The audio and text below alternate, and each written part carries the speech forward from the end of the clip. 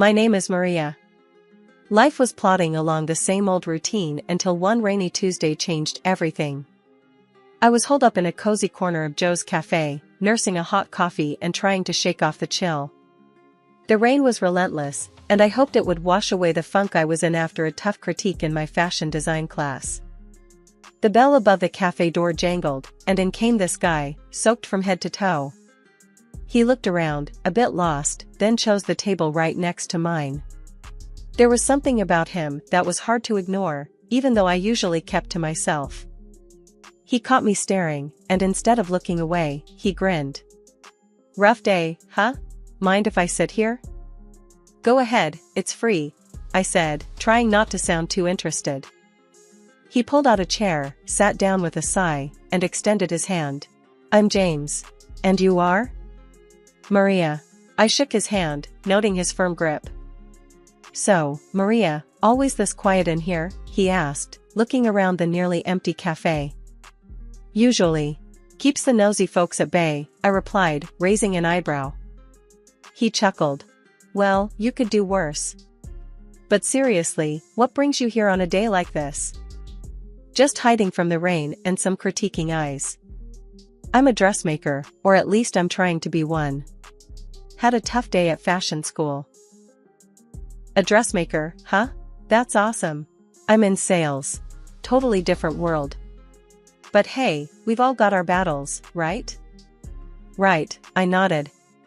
His easy demeanor was a welcome change from the usual stress I faced. We ordered another round of coffee, and the conversation flowed as easily as the rain outside. We talked about everything from our jobs to our dreams. James wanted to make it big in sales, always chasing the next big deal. "What about you, Maria? What's your big dream?" he asked, leaning in a bit. "To run my own atelier. I want to design clothes that don't just fit the body, but fit the soul too." Sounds cheesy, huh? Not at all. You'll get there. And hey, if you ever need a brutally honest opinion on your designs, give me a shout. I'm known for my brutal honesty. As the rain tapered off, we realized we'd spent hours talking. "Guess it's time to face the real world again," James said reluctantly. "Yeah, guess so. Thanks for the company, James. It was surprisingly nice." "Same here, Maria. Here's my number. Text me about those designs, or if you just want to escape another critique session," he said, scribbling on a napkin. James and we didn't waste any time. We knew we had something special, and before a year had ticked by, we were planning a wedding. It was nothing fancy, just close friends and family in a little chapel downtown. After we got married, things started moving even faster. We found a small apartment, big enough for two, and soon enough, it needed to be big enough for three. Lily came along, and suddenly my dreams of running my own atelier didn't seem so distant. "James, can you believe we're doing this? A family, my atelier, it's all happening," I said to him one night as we sat surrounded by sketches and fabric samples. James was sprawled on the sofa, papers scattered around him, looking every bit the part of a tired sales manager. "It's a lot, Maria. But hey, we're making it happen, right? Just gotta keep pushing." Opening the atelier wasn't smooth sailing. Money was tight, and James's income was hit or miss, depending on the month. But I was determined. I started taking custom orders, sewing late into the night while James would try and pick up extra shifts. It was a grind, but a shared one. "Hey, babe, these electric bills are killing us. Maybe cut back on the late nights?" James would say, half joking, but knowing full well the lights were on for a reason. I'd shoot back, a bit sharper than intended. "Sure, and maybe you could stop buying those fancy suits?" James would raise an eyebrow, then grin. Ouch. Low blow. But fair enough. We both gotta make some sacrifices, huh? Exactly. If we tighten up now, think of where we could be in a few years, I'd respond, softening. I knew he was trying, but so was I, hard. As the atelier began to gain a bit of traction, my relationship with James saw more strain. We were both hustling, but our ideas of hustle looked pretty different. James loved his designer labels, a habit that didn't die with marriage or fatherhood. It was one of those constant nags at the back of my mind, gnawing away. "You buying another watch? Really, James?" I'd snap after seeing a new box on our dresser. "It's not a big deal, Maria. It was on sale." He'd defend himself, his tone defensive. "A sale? We need a new sewing machine. That's what we need on sale," I'd retort, frustration bubbling over. These spats became more frequent. They said money problems could break a marriage, and now I understood why. But every time I looked at Lily or walked into my atelier, I felt the fight in me burn brighter. I wasn't just building a business, I was building a future, our daughter's future. As the months rolled by, the atelier started to become what I had dreamed. Orders were coming in, clients were happy, and my little corner of the world was thriving. Life at the atelier was booming, but at home, things were starting to fray around the edges. Lily was growing up fast, already a teenager with her own ideas and attitudes about the world. She wasn't the little girl who used to play with fabric scraps on the floor of my studio anymore. Now, she seemed more interested in her phone and what her friends were doing. One evening, I overheard her talking on the phone. "My mom? Yeah, she's just a dressmaker. It's kinda old-fashioned, you know? Not really cool." Hearing her say that stung more than I wanted to admit. The next day, I tried to talk to her about it. "Lily, I heard you talking about my job last night. Does it really embarrass you that I'm a dressmaker?" She shrugged, avoiding my eyes. "It's just, all my friends' parents have normal jobs, and it's not cool, Mom." "Normal jobs? Lily, what I do is a profession. It's how we manage to live comfortably. Don't you think that's important?" I was trying to keep my voice even, but it was hard not to feel hurt. "Whatever, Mom. It's just how I feel." She walked away, her words hanging heavy between us. James's spending habits didn't help matters. Every month, there seemed to be new charges for clothes or gadgets he didn't need. "James, we talked about this. We need to save, not spend. Especially on things we don't need." "Come on, Maria, I work hard. I should be able to enjoy the fruits of my labor. It's not like I'm blowing through our savings." He brushed off my concerns with a wave of his hand.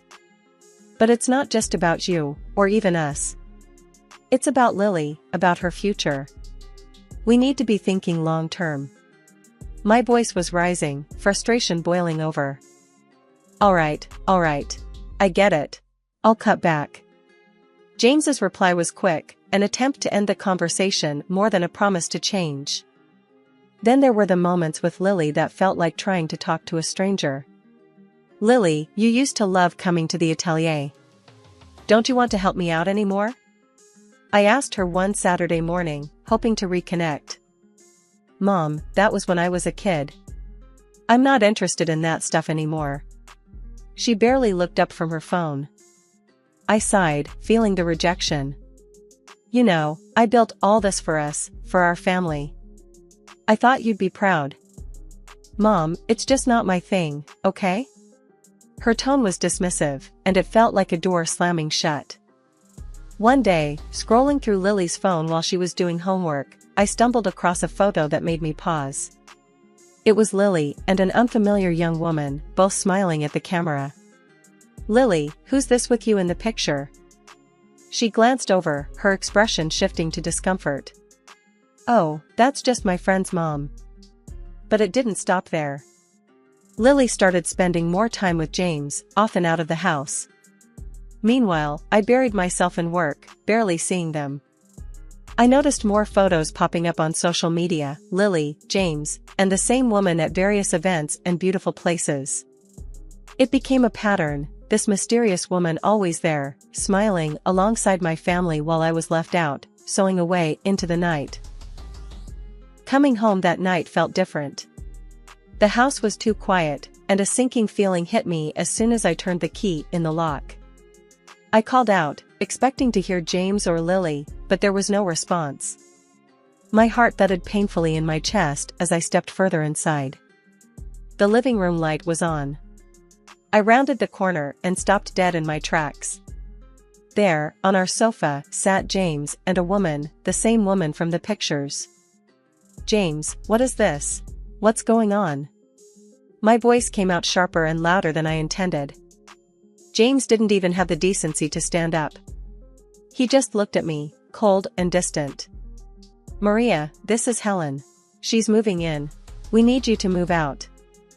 The words were so blunt, so brutally delivered, they nearly knocked the wind out of me. "Move out? This is my home, James. You're asking me to leave my own house?" Helen smirked, crossing her legs and looking around like she owned the place. "Well, it seems like James made his choice, honey. Best you make this easy on everyone and just leave."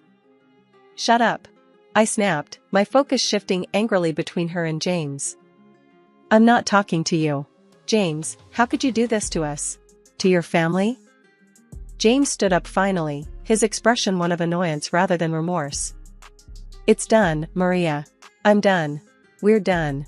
Helen is here now, and that's just how it's going to be." I felt dizzy, the room spinning as their words echoed in my head. "And Lily? Does she know about this? Does our daughter know that her father is kicking us out for her?" James shrugged, a cruel indifference settling over his features.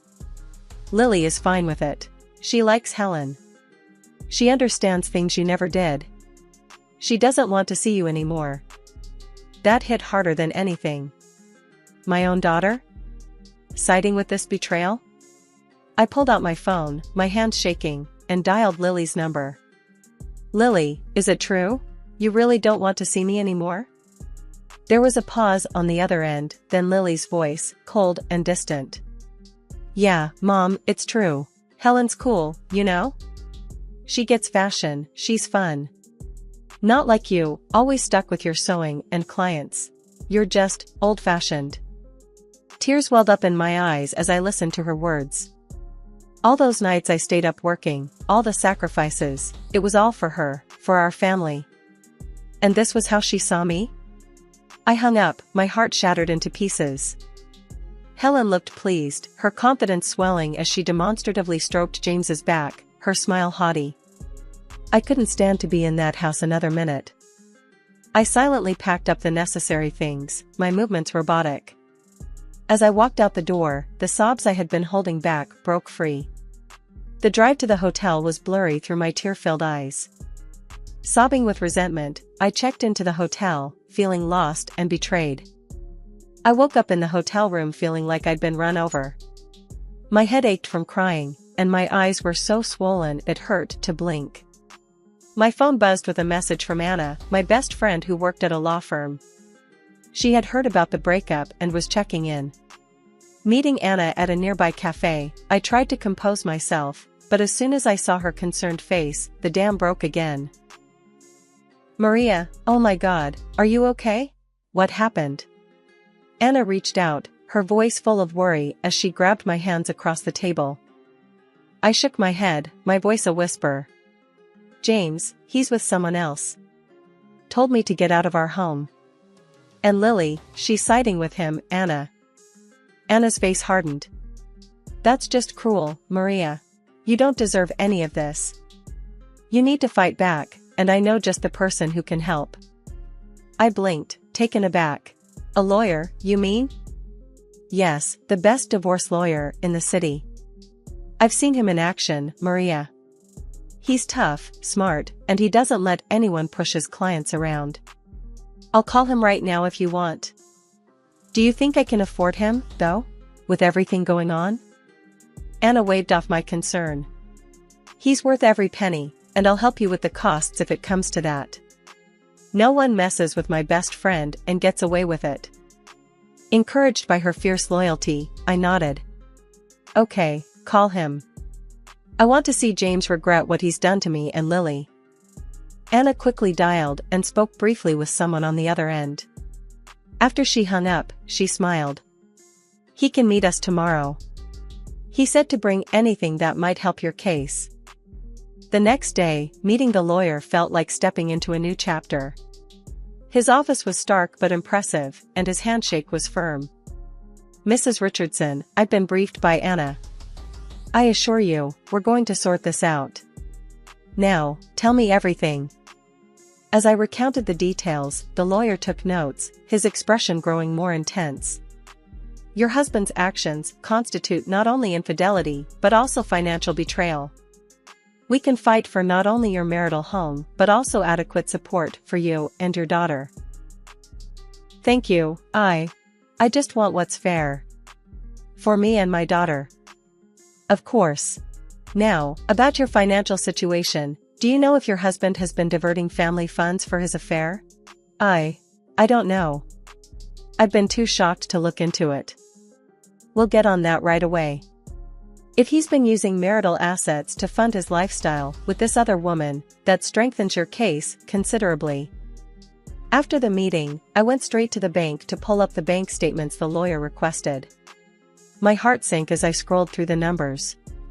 The savings account that I had earmarked for Lily's education and our retirement was nearly empty. Transactions showed payments for jewelry, expensive restaurants, and trips, none of which were for me or Lily. I gasped, the realization hitting me hard. I had been robbed blind. Back at the lawyer's office, I showed him the statements, my hands trembling. "Look at this. It's all gone. He spent it all." The lawyer's eyes narrowed as he reviewed the documents. "This is outright theft, Maria. We will definitely get this back. He's not going to get away with it." Before the courtroom drama even began, my lawyer tried to ease the tension and the potential fallout by offering to conclude a settlement agreement. He thought it might be best for everyone, especially Lily, to avoid the spectacle of a trial. But James flatly refused. He was convinced he could win in court and wouldn't budge. I had a heart-wrenching meeting with James and Lily right before we were set to appear in court. During this meeting, Lily dropped a bombshell. "I want to live with Dad and Helen, not you, Mom." James and Helen laughed, their happiness piercing my heart like a dagger. It was excruciating to hear, but I swallowed the pain and told her, "I respect your decision, Lily." The air in the courtroom was thick with tension as I walked in, seeing James sitting confidently with Helen and Lily by his side. My lawyer gave me a reassuring nod as we approached our table, ready to face whatever came our way. "Remember, stay calm and stick to the facts," he whispered as we sat down. The judge entered, and the room fell silent. "We are here to address the dissolution of marriage between Maria Richardson and James Richardson. Mrs. Richardson has also brought forth claims of financial mismanagement. We will proceed with the opening statements." James's lawyer was the first to speak. "Your Honor, we contend that Mrs. Richardson's claims are exaggerated. My client has been a good husband and father, and any financial issues were mutual decisions. We seek a fair division of assets and primary custody of their daughter for Mr. Richardson." His words made my blood boil, but I kept my face neutral. My lawyer stood, his voice clear and commanding. "Your Honor, we will demonstrate that Mr. Richardson not only committed adultery but also deliberately misused family funds, significantly harming Mrs. Richardson and their daughter's financial security. We seek the marital home, full custody of their daughter, and appropriate financial restitution." The evidence presentation was grueling. I watched as bank statements, receipts, and photos were displayed, each one a stab at the life I thought I had. James squirmed, his discomfort visible, especially as the receipts from jewelry stores and luxury hotels were shown, none of which were for me or with me. The turning point came when my lawyer presented a series of messages between James and Helen, clearly detailing their affair and his spending on her. The evidence was damning, and even James's lawyer seemed to falter. "Mr. Richardson, can you explain these messages?" my lawyer asked, his tone cool. James stuttered, his facade crumbling. It was just a fling. It didn't mean anything. I wasn't using family funds for." "Your Honor, the bank statements disagree," my lawyer interjected, showing the court the detailed transactions that James couldn't explain away. In his closing statement, my lawyer was resolute. "Mrs. Richardson trusted her husband to honor their shared life and responsibilities. Instead, she and her daughter were betrayed. We ask for a ruling that reflects the gravity of Mr. Richardson's actions. James and Helen were silent as the courtroom buzzed around them. The judge nodded, taking in all the information before adjourning the session. The courtroom was packed on the day of the final hearing, the air heavy with anticipation. I sat there, hands folded in my lap, trying to keep my nerves in check. James, Lily, and Helen were on the other side, looking confident and smug. The judge cleared his throat and began reading the decision. In light of the evidence presented, I am awarding the marital home to Mrs. Richardson, along with financial compensation from Mr. Richardson for the misappropriation of family assets. My heart leaped with a mix of relief and victory, but the most crucial part was yet to come. The judge continued. Now, regarding the custody of the minor child, Lily Richardson. James interrupted, standing up with a sneer. Your Honor, my daughter has expressed her desire to live with me and my partner, which means Mrs. Richardson should be paying us child support for her maintenance. There was a murmur in the courtroom. I felt a cold wave of fear, but before I could say anything, Lily stood up. She looked straight at the judge, her voice clear and strong. I've changed my mind. I want to live with my mom. I've realized my dad used the money my mom saved for my education. I was wrong before. My mom is the best. She's smart and modern, and I want to be with her. The courtroom fell silent. James's face dropped, his smug smile wiped away in an instant. Tears of happiness and relief rolled down my cheeks as I listened to Lily's words. The judge nodded, looking impressed by Lily's courage. The court respects the minor's wishes. Custody of Lily Richardson will be granted to Mrs. Richardson. Furthermore, Mr. Richardson will provide child support payments. James slumped back into his seat, defeated. The judge concluded the proceedings, and as we walked out of the courtroom, I pulled Lily into a tight embrace. I love you so much, Lily. I'm so proud of you. As we exited, we saw James and Helen arguing heatedly. Helen's voice was shrill as she berated him. I don't need a loser who's broke. I'm finding someone who can actually provide for me. With that, she stormed off, leaving James standing there, utterly alone and broken. A few months after the dust had settled and our lives began to find a new rhythm, a bit of unexpected news found its way to me. Turns out, James was fired from his job not long after the court's decision. He struggled to find work for a good while, which was something I heard through the grapevine. When he finally did land a job, it was as a handyman. The days of fancy suits and expensive shoes were behind him. With that chapter behind us, life in our new home felt like waking up to a new world. Mom, I was thinking. Lily started, her spoon clinking against her cereal bowl. Why don't we do something big with the atelier? Like, really shake things up? I smiled, sipping my coffee. What do you have in mind? Maybe we could start online classes, teach people how to sew and design. Share what you've taught me. It could be a whole new part of our business, she suggested, her eyes bright with excitement. As we talked, the seeds of our new project took root. We spent the weekend mapping out our ideas, turning the atelier into a buzzing hub of creativity and innovation. The next few months were a whirlwind. We launched our website, and the response was overwhelmingly positive. People from all over signed up for classes, eager to learn from us. The sense of community was palpable, even through the screen. Our lives had settled into a comfortable rhythm, filled with fabric swatches and video tutorials. The atelier was thriving, and so were we. But something was still missing, and I knew exactly what it was. One sunny afternoon, I broached the subject with Lily. How would you feel about moving to a bigger place? Somewhere with more space for both our home and the business? Lily's eyes lit up. Really? Could we? I've been saving up, and with the business doing well, I think it's the perfect time. We could use a fresh start, don't you think? Absolutely, Mom. Let's do it. She agreed without hesitation.